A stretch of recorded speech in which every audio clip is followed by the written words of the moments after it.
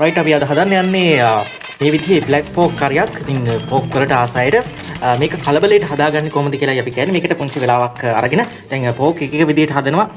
සමහර අය ගොඩක් වෙලා අරගෙන පෝක් එක පහට හදන ක්‍රම තියෙනවා. අපි හදන්නේ මේ හරි ලේසි විදිහට ලේසි පහසු ක්‍රමයකට. මෙන්න මේ දේවල් ටික එකතු කරගන්නවා. වාට මිස්ටර් රෂ් වෙතින් විතරයි මේ වගේ දේවල් වාට බලන්න පුළුවන්කම ලැබෙන්නේ. මොකද ඉක්මනට හදිස්සියට කලබලයට කොහොමද අපි පෝක් කරියක් හදාගන්නේ කියලා වාට බලන්න පුළුවන් වෙන්නේ. මෙන්න මේ විදිහට තින්න වැඩිය ක්‍රියේටිව් නොවුනත් අපි මේ විදිහ ලස්සනට පහසුවෙන් වාට පෝක් කරියක් හදාගන්න විදිහ තමයි අපි කියලා දෙන්නේ. ඒ නිසා බලන්න අපි අද හදනවා බ්ලැක් පෝක් කරියක්. එතකොට සුදු බත් එක්ක සම්බෝලයක් හදලා අපි රැයට කන්න යන්නේ. මේක වාඩි බත් වගේ තමයි නේද? වා එළියට ගියපු වෙලාවක කොහොමද හදාගන්නේ කියලා තමයි අපි මේ කියලා දෙන්නේ යන්නේ.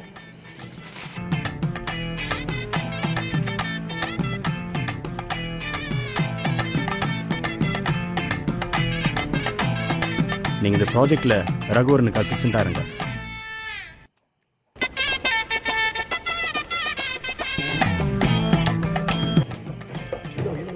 රයිට් අපි මේ විදිහට මේක සීසන් කරගන්න ඕනේ. අපි බ්ලැක් පෝක් කරියක් හදන්න යන්නේ. දැන් ඕන කරන හැම දෙයක්ම අපි දාලා තියෙන්නේ. දාලා මේක අපි සීසන් කරගන්නේ මේ විදිහට. ඔයාලට පේනවා. මේක ටිකක් කලබලයට අපි කරන්නේ. ඒ නිසා මේක ඉක්මනට හදලා ඉවර කරන්න ඕනේ.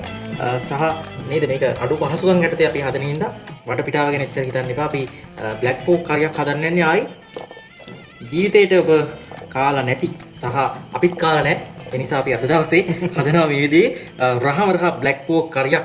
අපිත් හදලාම තමයි බලන්න වෙන්නේ. අපිත් මේ ෆස්ට් ටයිම් try කරලා බලන්නේ නිසා බලමු කොහොමද එයිද පෝක් කරිය කියලා.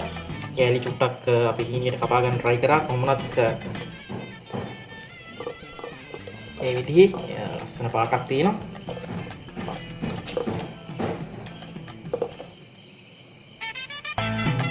අපි දැන් බ්ලැක් පෝක් කරියට මේ විදිහට පොල් ටික කබලේ වැඩ ගන්න ඕනේ. මේ විදිහට තමයි පොල් ටික දාගත්ත පොල් ටික අපි වැඩ ගන්න බලාපොරොත්තු වෙන්නේ. මේකට අපි එකතු කරනවා. අපි මේකට එකතු කරනවා මේ විදිහට අමු 3-5 ටිකක් එකතු කරගන්න ඕනේ.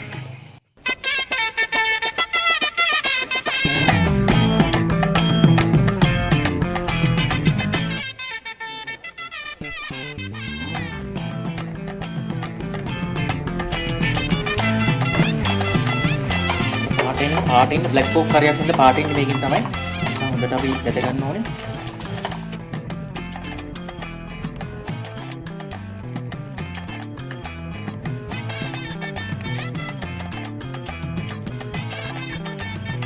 රයිට් අපි දැන් පැදගත්ත පොල් ටික 3-5 ටික ඒ ටික ඔක්කොම අපි මික්ෂරේ දැන් එකතු කරන්න යන්නේ බ්ලැක් පෝක් එකට. මේ විදිහට එකතු කරගෙන මික්ස් කරගන්න ඕනේ අපි.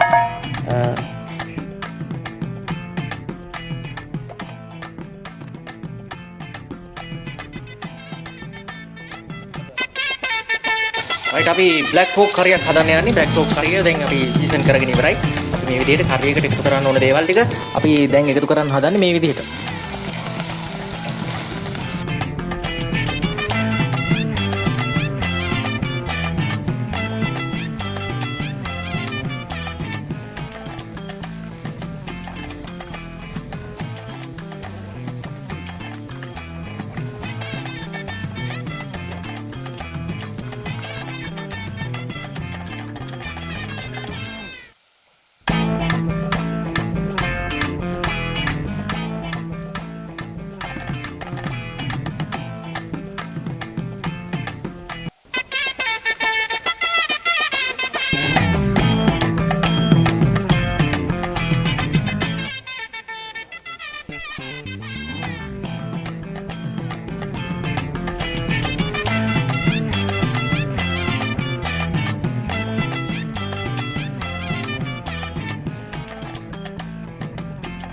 දැන් සීසන් කරගත්ත පෝක් ටික මේ විදිහට එකතු කරනවා.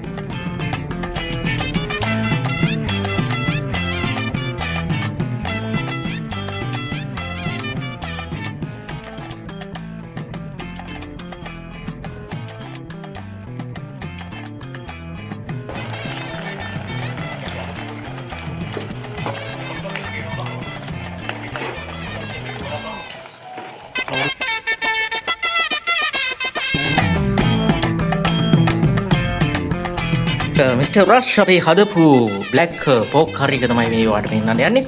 පේනවනේ රස පාට ආයි නියමෙටම සුවඳට සුපිරිම රහකට තියෙන මේ බ්ලැක් පෝක් කරියත් එක්ක අද ගන්න යන්නේ.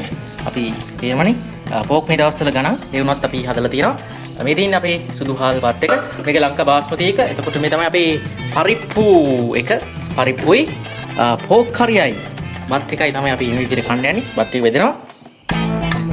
වඩත් බත් කටක් නේද? කන්න හිතනවා මේම දාගනිති උණු උණුවෙම බ්ලැක් පෝක් කරි එක. අපි හිතුවට වඩා රහට ආවා.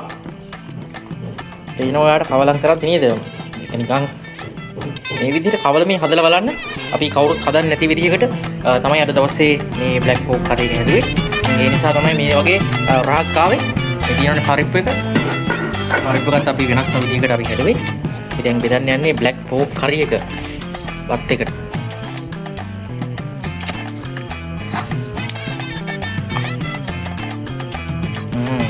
අන්න බැරි දෙන්නෙක් ඉන්නේ අද බ්ලැක් පෝක් කරි සමග පරිප්පු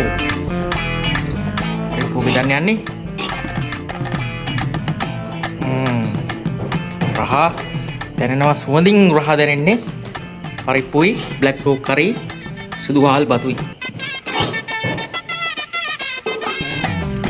පේනවනේ අපේ හට්ටිය දැන් ඉවරලා තියෙන්නේ. මෙතින් අපේ අද මෙනු එක